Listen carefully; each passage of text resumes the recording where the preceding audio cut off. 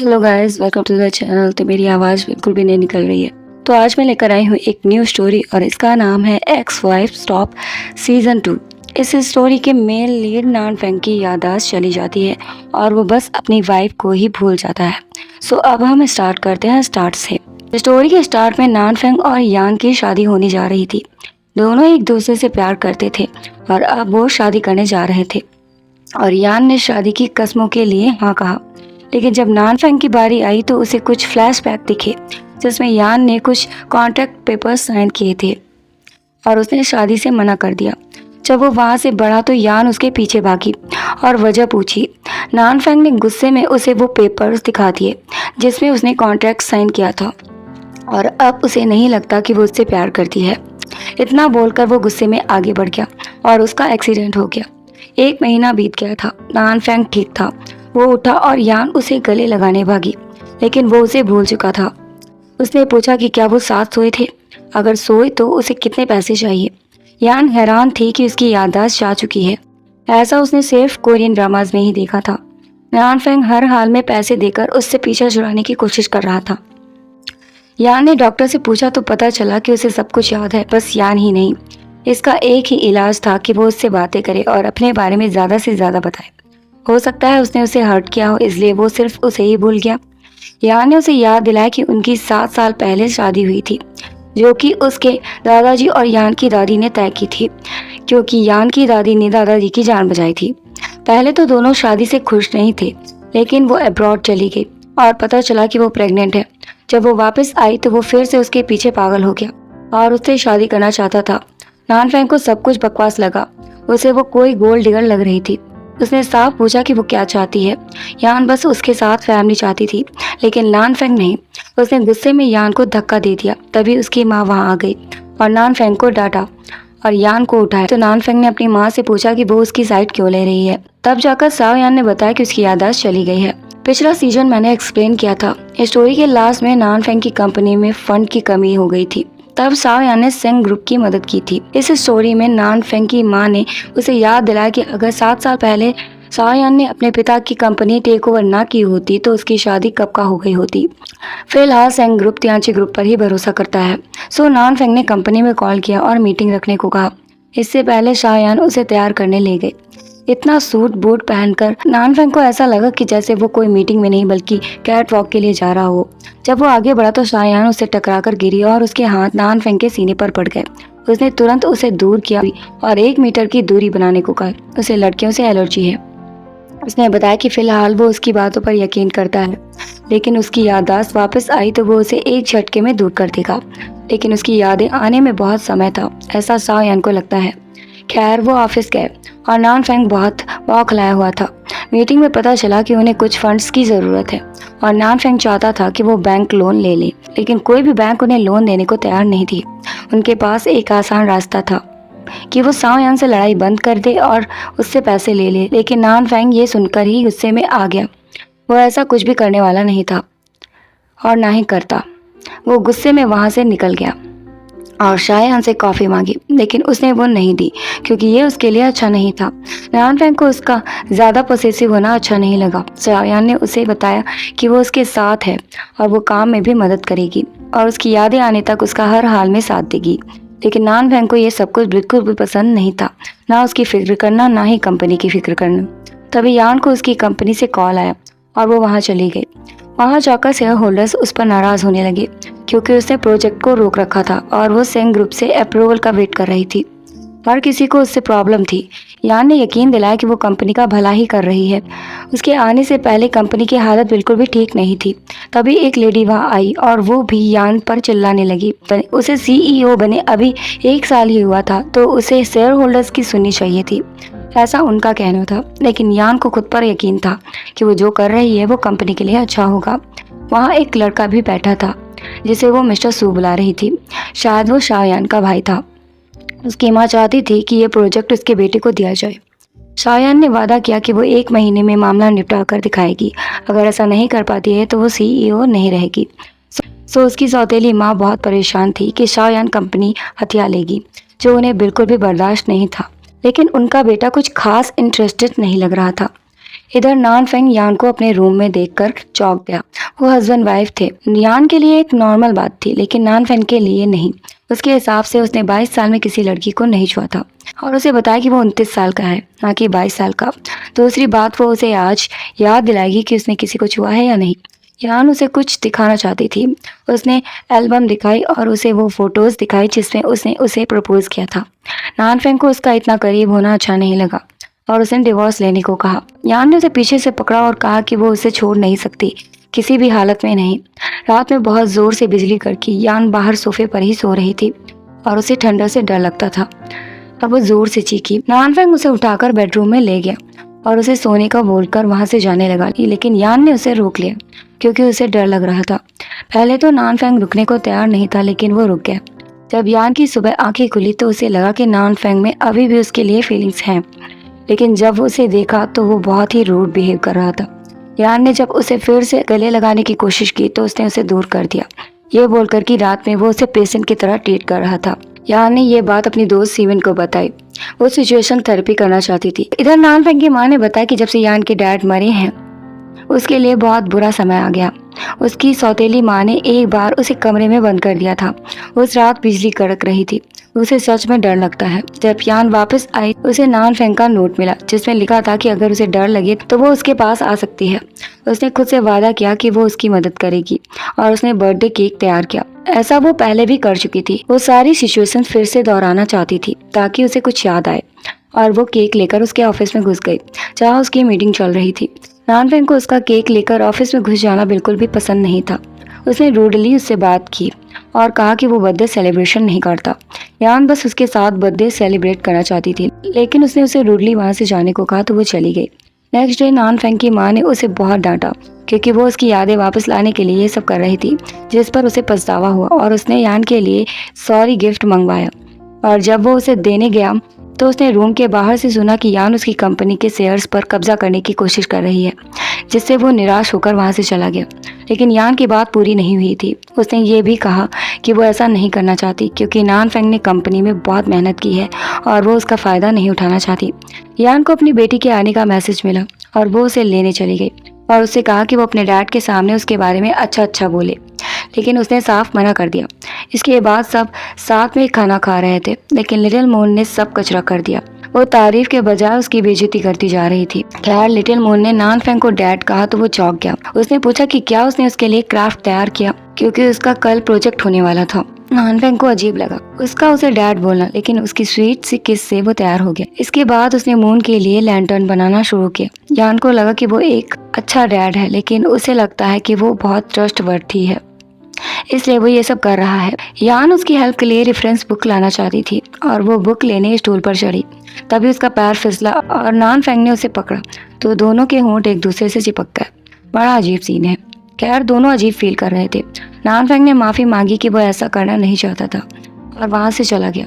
यान भी सोच में थी कि वो इतना हैरान क्यों है, क्या वो पहले किस नहीं कर चुके हैं। तभी उसने कचरे में वो इयररिंग्स देखी जो नानफेंग उसके लिए लाया था और वो सोचने लगी कि उसने उन्हें छुपाया है। उसने ये बात अपनी फ्रेंड को बताई तो उसने मौके का फायदा उठाने को कहा, कुछ ऐसा करने को जिसे वो मना न कर पाए। अगले दिन यान नानफेंग को टाई सजेस्ट करने लगी जिसे वो मना नहीं कर पाया। उसने नानफेंग की टाई अपनी ओर खींची और दोनों इतना करीब थे कि दिल धड़कने लगा। नानफेंग वहां से चला गया। उसके बाद दूसरा स्टेप था उसके लिए अच्छा खाना बनाना, जो कि यान ने बनाया और उसे बेस्ट सर्विस देनी चाहिए। नानफेंग भी उसकी बचकानी हरकतें देखकर अजीब महसूस कर रहा था।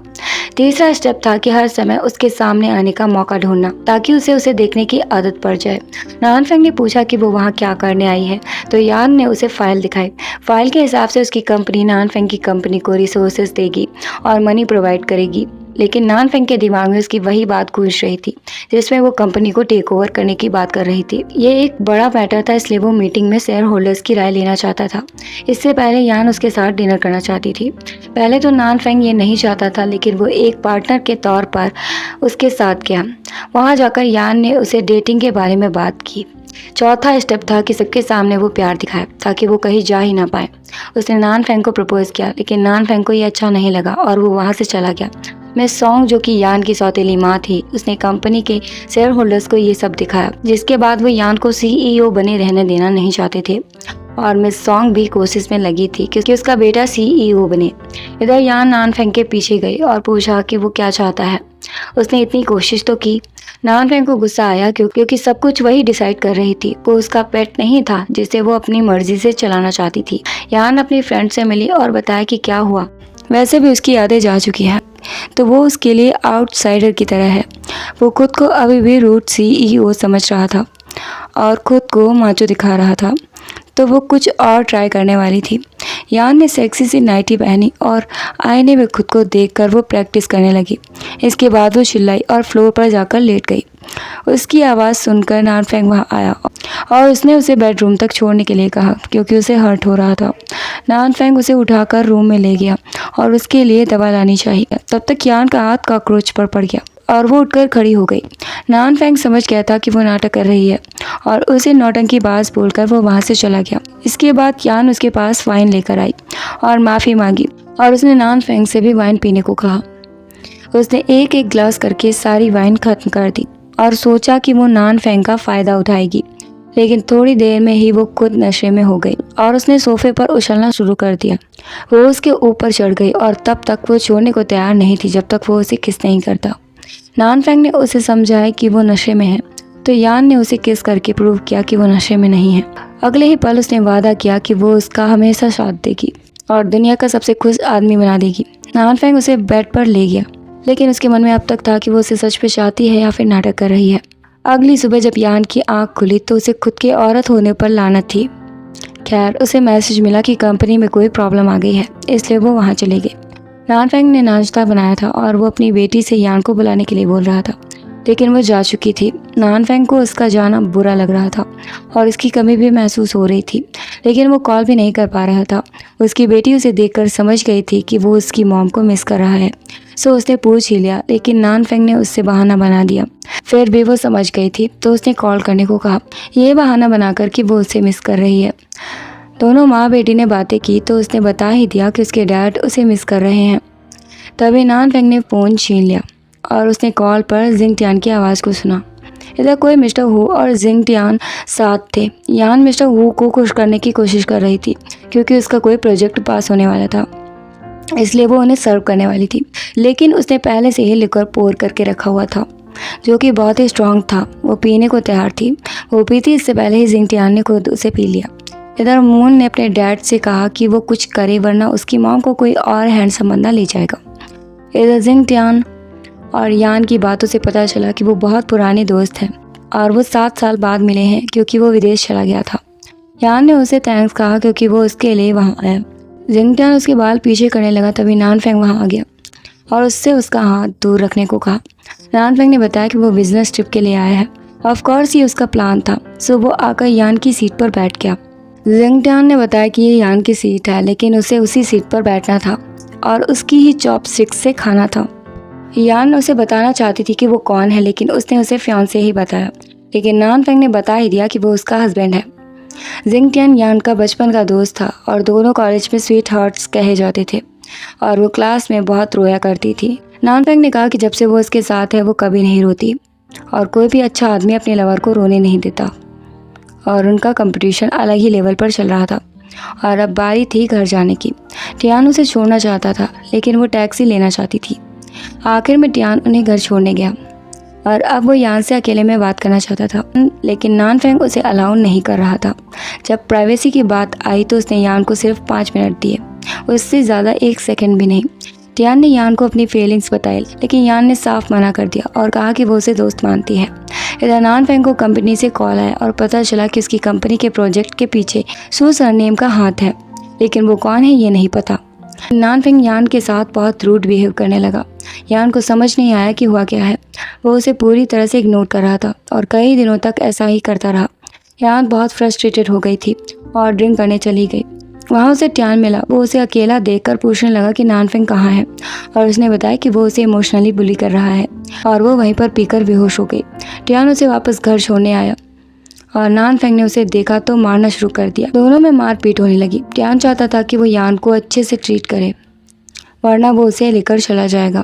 दोनों की मारपीट की आवाज़ से यान उठी और उनसे रुकने को कहा। इतना बोलकर वो फिर से बेहोश हो गई। जब उसकी आंख खुली तो वो उसे दूसरे आदमी के साथ होने के लिए झगड़ा करने लगा। यान ने बताया कि वो बस उसका दोस्त है, लेकिन नान फेंग को उसे घर छोड़ना बिल्कुल भी अच्छा नहीं लगा। यान को याद तक नहीं था कि हुआ क्या था। यान ने उल्टा उस पर चिल्लाया कि वो इतने दिन से अजीब बिहेव कर रहा था। नान फेंग ने पूछा कि क्या वो सच में नहीं जानती कि उसने क्या क्या है। यान ने साफ कहा कि उसने उसे कभी भी चीट नहीं किया है। अगर वो डिवोर्स के लिए ये कर रहा है तो वो ले लेगी। इसके बाद वो अपनी फ्रेंड से फिर से मिली। वो नान फेंग को उल्टा सीधा बक रही थी। जीवन ने उससे पूछा कि क्या वो सच में डिवोर्स लेना चाहती है। यान ने हामी भरी, लेकिन वो जानती थी कि वो बाद में बहुत रोएगी, तो वो चाहती थी कि वो नान फेंग को एक और मौका दे। यान ने सोचा कि वो देगी, अगर वो अच्छे से रहा तो वो सोचेगी। नान फेंग सोच रहा था कि वो क्या करे। मोहन ने भी गुस्से में कहा कि अगर दोनों अलग हुए तो वो खुद अनाथालय चली जाएगी। नान फेंग उसे लेटर देना चाहता था जिसमें वो अपने बच्चे के लिए शांति रखने को कह रहा था, लेकिन वो रुक गया। यान जब घर आई तो उसके लिए लेवेंडर्स वो लेकर आया था, लेकिन यान ने उन्हें फेंक देने को कहा। इसके बाद जब वो रूम में गई तो उसके लिए गिफ्ट रखा हुआ था। उसे लगा कि वो नान फेंग लाया है, लेकिन ये गिफ्ट मून का था। मून कोशिश कर रही थी कि उसके मॉम डैड पास आ जाए, इसलिए उसने बताया कि उसकी मॉम को जुकाम हो गया है। नान फेंग उसके लिए दवा लेने गया और वो चाहता था कि मून ही उसे दे दे, लेकिन वो बहाना बनाकर भाग गई, तो नान फेंग को ही जाना पड़ा। यान पहले तो नखरे दिखा रही थी, लेकिन उसे सच में जुकाम हो गया था। खैर, यान ने कहा कि अगर वो डिवोर्स लेने वाले हैं तो वो इतनी केयर क्यों दिखा रहा है। नान फेंग ने डिवोर्स लेने से मना कर दिया, वो भी बच्ची के लिए। यान को बहुत गुस्सा आया कि वो बस इसीलिए ऐसा कर रहा है। नान फेंग ने अब बात कह दी कि वो उसकी कंपनी पर कब्जा करने की कोशिश कर रही थी। उसने खुद सुना था। यान ने साफ बताया कि उसे वो ऑफर मिला था, लेकिन उसने मना कर दिया। वो उसे धोखा देना कभी भी नहीं चाहती थी, ना ही उसने कोई डील की है, और उसे बहुत बुरा भी लगा कि वो उसके बारे में ऐसा सोच रहा था। नान फेंग ने उसे रोका और बताया कि उसकी यादें चली गई थी, तो उसे किसी पर भी भरोसा नहीं था। उसे डर था कि कोई उसे चीट कर लेगा या फिर उसका फ़ायदा उठा लेगा, लेकिन वो उससे प्यार करता था, तो वो डिवोर्स लेना नहीं चाहता था। यान ने भी उसे किस कर लिया और अब दोनों साथ में रहने वाले थे। उसने अब जाकर अपनी फैमिली के साथ क्वालिटी टाइम बिताया।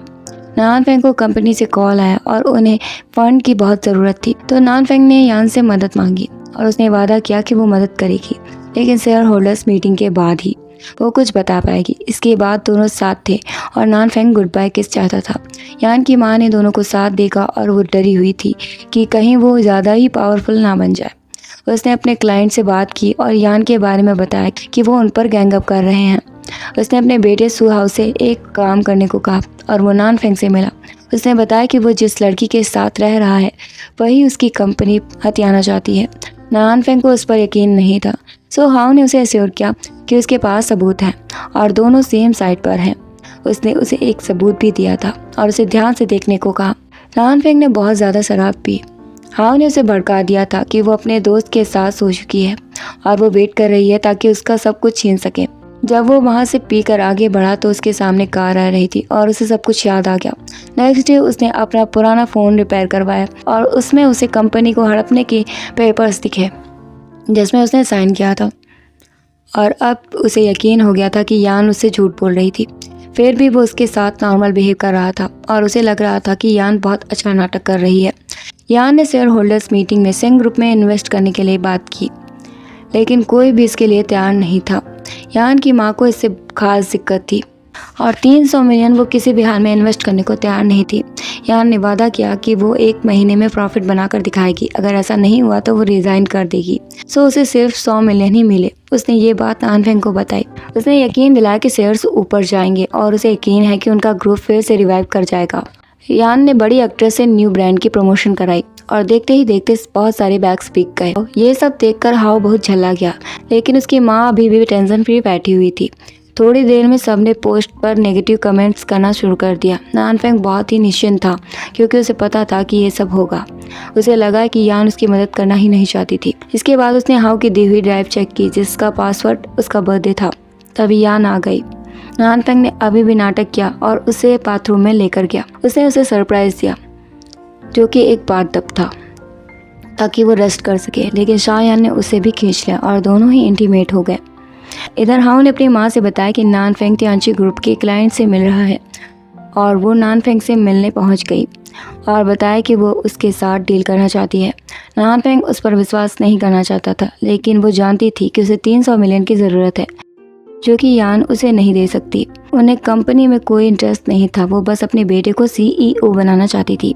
नानफेंग को उनकी डील अच्छी लगी और उसने हाँ कर दिया। इसके बाद वो यान के ऑफिस गया। मिसेस सॉन्ग ने उससे कहा था कि वो बैग्स की डिज़ाइन चोरी करे, जिसे वो पहले लॉन्च कर देगी। इसके बाद अगर वो डिज़ाइन लॉन्च करेगी तो वो कॉपी मानी जाएंगी। इस तरह वो अपने प्रॉमिस के हिसाब से डिज़ाइन दे देगी। नानफेंग ने डिज़ाइन की फ़ोटोज़ ले ली, जैसे यान की सेक्रेटरी ने देखा, लेकिन उसे शक नहीं हुआ। इधर यान बहुत प्रेशर में आ गई और बेहोश होकर गिर गए। दूसरी तरफ नानफेंग फाइल्स लेकर मिस सॉन्ग के आदमी के पास जा रहा था। तभी उसे कॉल आया और वो वापस घर आ गया। उसे पता चला कि यान काम के प्रेशर से बेहोश हो गई। तो उसने यान से पूछा कि क्या वो ये सब उसके लिए कर रही थी। उसने बताया कि उसकी कंपनी सिर्फ उसके लिए मायने नहीं रखती, यान के लिए भी मायने रखती है, क्योंकि उसके डैड की आखिरी इच्छा थी कि वो तियांशी ग्रुप को संभाले। अगले दिन यान को पता चला कि डिज़ाइन लीक हो गई है और वो सब पर चिल्लाने लगी कि ये किसने किया है। मिस सॉन्ग ने यान से अपने बिलवड पर शक करने को कहा। यान ने वादा किया कि वो चाहे जो भी हो, वो उसे जाने नहीं देगी। इसके बाद शिया ने उसे कॉल करके बताया कि उसने नानफेंग को कुछ फोटोज़ लेते हुए देखा था। इसके बाद यान ने CCTV फुटेज चेक की, जिसमें उसने नानफेंग को डिज़ाइंस कॉपी करते हुए देखा। उसका दिल टूट चुका था और वो वापस घर चली गई। जब नानफेंग ने उससे जल्दी वापस आने की वजह पूछी, उसने बताया कि उसका कुछ चोरी हो गया है, जो कि एक वॉच थी। क्या उसने उसे छुआ? नानफेंग ने साफ मना कर दिया। यान ने बार बार उससे पूछने की कोशिश की, लेकिन उसने हाँ नहीं कहा। अगले दिन मिस सॉन्ग से उसे पता चला कि वो जानती थी कि ये सब नानफेंग ने किया है और उसके पास सबूत भी थे। वहाँ जाकर उसने फोटोज देखी और रिकॉर्ड्स भी। वो बहुत गुस्से में थी। तभी नानफेंग वहाँ आया। उसने डिज़ाइन दे दिया था, जिससे वो एग्री नहीं था, लेकिन यान उस पर भड़क गई, क्योंकि उसे लगा था कि उसने ये सब किया है और अब उसे डिवोर्स चाहिए था। नानफेंग ने बताया कि उस दिन वो गया तो था, लेकिन उसने डिज़ाइंस नहीं दिए। लेकिन यान को उस पर यकीन नहीं था। अब से तियांशी और सेंग ग्रुप का रिश्ता भी खत्म हो गया था। नानफेंग ने वादा किया कि वो 3 दिन में प्रूव कर देगा, लेकिन वो डिवोर्स नहीं देगा। इसके बाद वो हाउ से मिला और उसने पूछा कि क्या वो ये सब खुद ही करने वाले थे और उसे बस फंसाने के लिए ये सब किया गया। हाओ ने बताया कि ये उसका फैसला था कि वो काम करेगा या नहीं, लेकिन नानफेंग के पास बहुत सारे सबूत थे, जिसमें मिस यांग और मिस सॉन्ग के बीच डील हुई थी। हाओ के पास और कोई रास्ता नहीं था कि वो नानफेंग की मदद करे, क्योंकि नानफेंग ने उसे कुछ रिपोर्ट्स दी, जिससे साफ था कि वो तियांशी ग्रुप का बेटा नहीं था। इधर यान की डेस्क और ऑफिस का सामान सब हटाया जा रहा था। वो रोकने की कोशिश कर रही थी, लेकिन मिस सॉन्ग उसे वैसे भी CEO रहने देने वाली नहीं थी। वो जल्द ही शेयर होल्डर्स की मीटिंग करके उसे हटाने वाली थी। यान बहुत दुखी थी और उसे समझ नहीं आ रहा था कि वो क्या करे। उसे नानफेंग का धोखा देना बहुत ही बुरा लग रहा था। शीमन ने उसे समझाया कि वो उसे 3 दिन तो दे, अगर वो प्रूव नहीं कर पाया तो वो उसे सबक सिखाएगी। उसने बहुत ड्रिंक कर ली थी और शीमन ने जियाओ को बुलाया। जब दोनों यान को लेकर वहाँ से जाने लगे तो नानफेंग वहाँ आ गया और उसने यान को अपनी ओर खींच लिया। नानफेंग और जियाओ में फिर से फाइट होने लगी। तभी यान ने नानफेंग को मारना शुरू कर दिया। वो बहुत ही नाराज थी और उसे कभी भी माफ़ करने वाली नहीं थी। हाओ नानफेंग से मिला और उसे पूरी बात बताई, कैसे उसकी माँ ने उससे वो काम करवाया था और उसी ने वो फोटोज़ लीक की हैं। नानफेंग ने उसे इनविटेशन दिया, जिसमें वो एक रेसर बन सकता था, जो कि उसका सपना भी था, और वो चाहता था कि वो और उसकी माँ हमेशा के लिए वहाँ से चले जाए और वापस ना आए। नानफेंग ने यान को सबूत देने की कोशिश की, लेकिन वो उससे मिलना नहीं चाहती थी। 3 दिन हो चुके थे। क्योंकि यान ने रिजाइन नहीं दिया था, तो अब शेयर होल्डर्स की मीटिंग होने वाली थी। सबने उसके खिलाफ ही वोट दिया, लेकिन शायन के पास सबूत थे। उसने ही वो डिजाइन लीक की थी। साथ में वो किसी और के साथ धोखा भी कर चुकी थी। जल्दी उसे ही निकाला गया और वो बहुत झल्ला गई। वो चीखती रही और सब ने उसे निकालने के लिए वोट किया, उसके बेटे ने भी। अब नानफेंग और यान दोनों साथ थे और अपना क्वालिटी टाइम स्पेंड कर रहे थे। मोनू उसे बाहर लेकर गई और उसका एक्सीडेंट हो गया। नानफेंग ने पता किया इसके पीछे किसका हाथ है और पता चला कि वो मिस सॉन्ग थी। तो उसी तरफ हाओ चाहता था कि उसकी माँ उसके साथ चले, लेकिन वो पूरी तरह से पागल हो चुकी थी और जाने को तैयार नहीं थी। हाओ कोई CEO नहीं बनना चाहता था, बल्कि उसे रेसर बनना था। उधर यान की एक पार्टी में जाने वाली थी, लेकिन मिस सॉन्ग ने उसे किडनैप कर लिया और वो उससे इक्विटी शेयर्स ट्रांसफर कराना चाहती थी।